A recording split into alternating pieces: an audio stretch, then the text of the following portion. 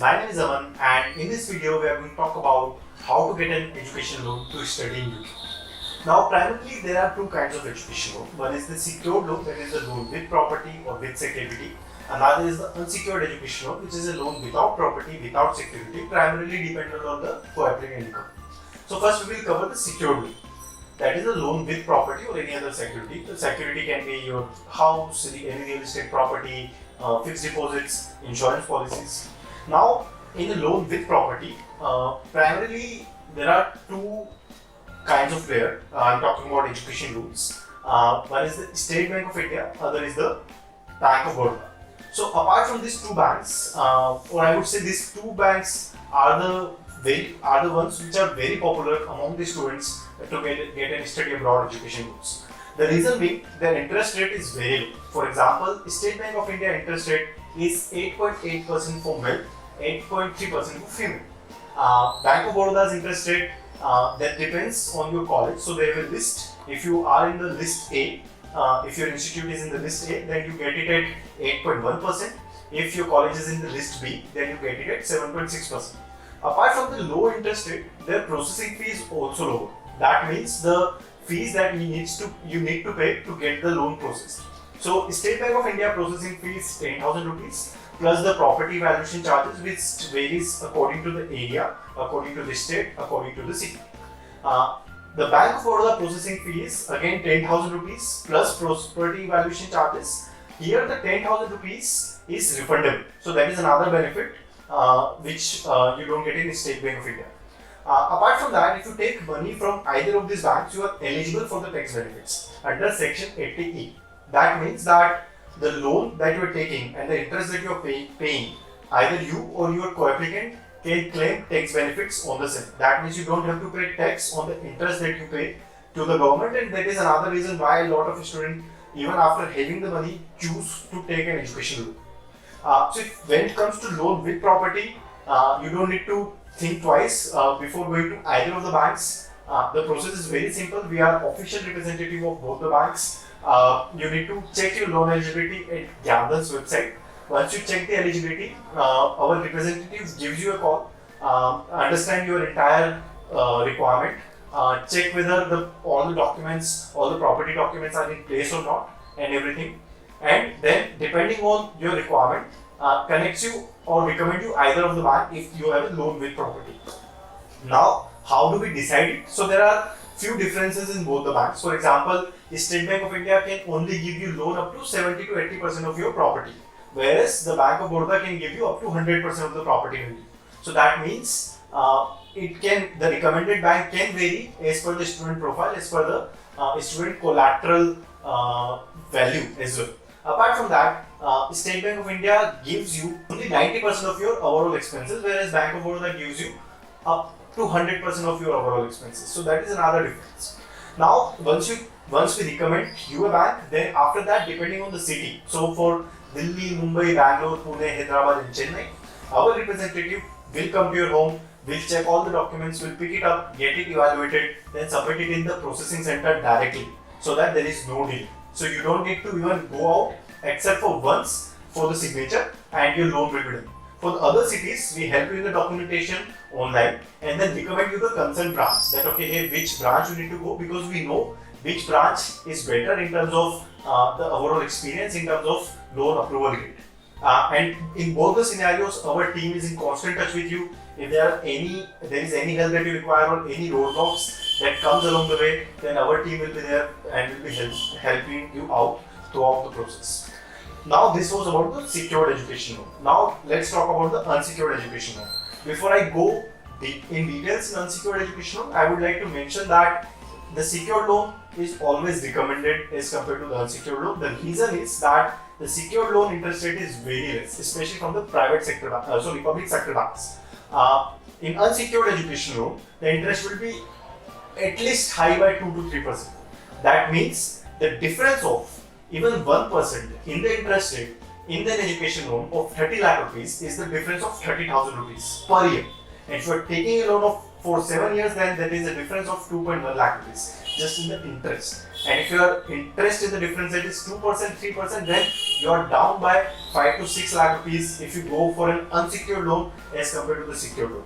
So even if you don't have the property or your parents don't have the property, then the property of any of your relative, any of your friend will also work, or any third person in the world will also work, and we can get it done on that. Now coming to the unsecured loan. Now unsecured loan is a bit complex. It depends on a lot of factors. It depends on your college, your country, it depends on your course, it depends on the cooperating income. So here I will simplify it for you. So let's talk about MSME. So if you are going for MSME from the good institutes, that means the institute that are in the list of the private sector banks such as Axis Bank, ICICI Bank, then you should go ahead and take it from those banks. Their interest rate will be around 11%, 11.5%, depending on co-applicant income. So if you are not able to get a secured loan, then getting it done from the private sector bank should be the next option, or should be is the recommended option. Now, whether you are eligible for the loan from the private sector bank or not, that is something the Gyan Dhan Education Loan Counselor tell you in the first call itself, depending on your college and course you are going to. Then if you are not eligible for the private sector banks, then the next recommended option is the NBFC, which is non-banking financial company. Now what is this? Non-banking financial company, it's a RBI approved financial institute which is allowed to lend money. Now there are many education loan focused NBFCs in the market. Now before we go into details, understand the difference between the bank and the NBFC. In the bank, you and I can have an account. So when I have a savings account or current account in SBI, I get 4 to 6%, depending on what kind of instrument I have bought. Is it FD? Is it just the saving accounts? So the cost of fund for the bank is 4 to 6%.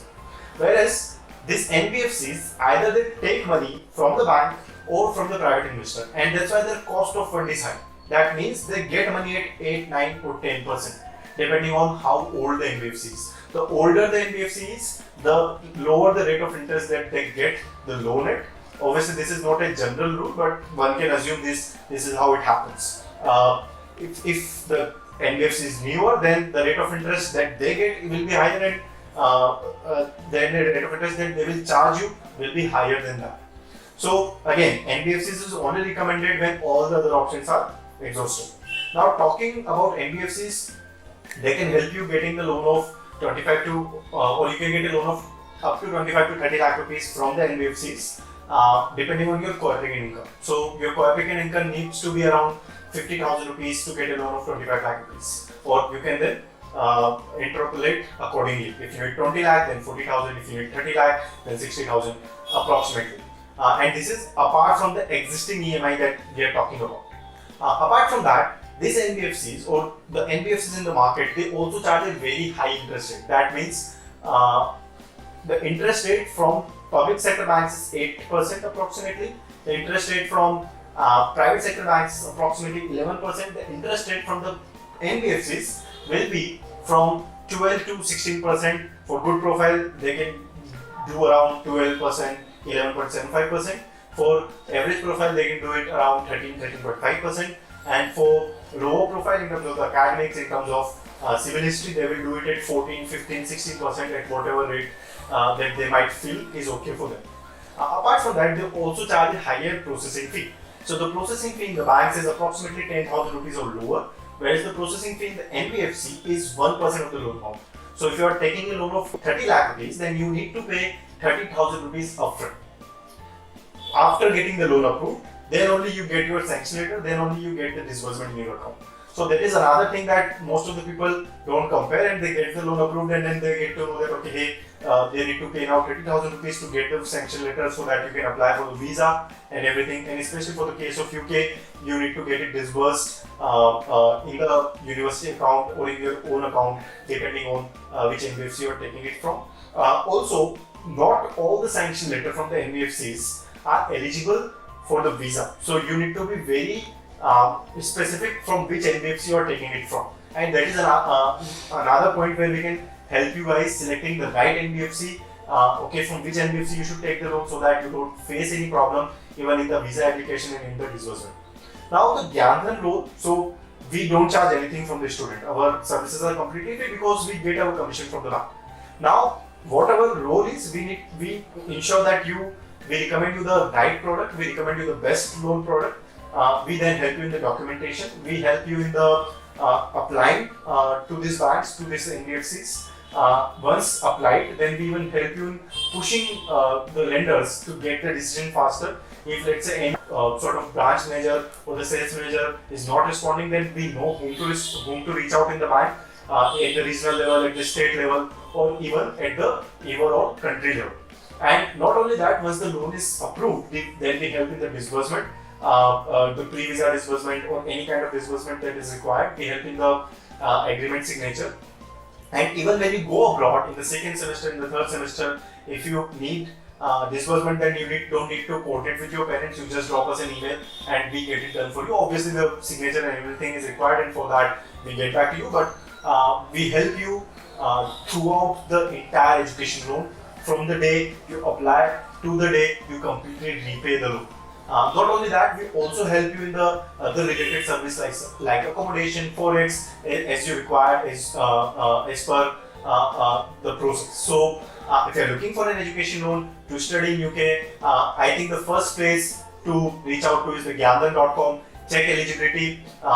Instantly, you will get to know whether you are eligible for a loan or not. Talk to Gyanlan loan counselor. He or she will suggest you what is the best option, and then do the documentation and get your loan approved. If you have any other question, feel free to ask me in the comment section below, or you can also check the eligibility with the link that we will be publishing in the description. Thanks a lot.